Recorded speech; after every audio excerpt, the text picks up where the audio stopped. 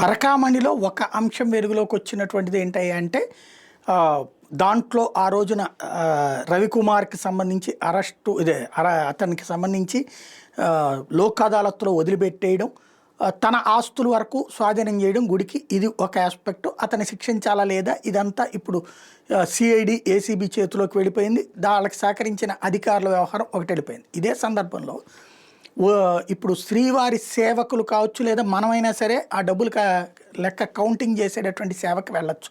అయితే వెళ్ళినప్పుడు కడ్రాయర్ మీద నుంచి మొత్తం చెక్ చేస్తారనమాట. వచ్చేసేటప్పుడు కూడా చెక్ చేస్తారు, ఎందుకంటే ఇప్పుడు ఆ రవికుమార్ లాంటి సంఘటనలు జరుగుతాయి అన్న ఉద్దేశంతో. అట్లాంటి వాటిని అనుమతించే ప్రసక్తి లేదు అసలు. అలాగా సేవ చేయడానికి వచ్చినటువంటి వాళ్ళని ఒళ్ళంతా చూడటం ఏంటి అన్నటువంటిది నిన్న హైకోర్టు ఆగ్రహం వ్యక్తం చేసింది. లేకపోతే వాళ్ళు నేల మీద కూర్చుని ఉంటారు కదా, తేడాలు వస్తాయి అంటే, అయితే బల్లలు ఏర్పాటు చేయండి, బల్లల మీద కౌంట్ వేసేందుకు ఏర్పాట్లు చేయండి అన్నటువంటి ఆదేశాలు ఇచ్చింది. అమానవీయంగా వ్యవహరిస్తున్నారు, లేదంటే చెప్పండి మేము భక్తులు చేతన కౌంటింగ్ చేయనీయకుండా ఆదేశాలు ఇస్తామంటూ ఆగ్రహం వ్యక్తం చేసింది ఏపీ హైకోర్టు.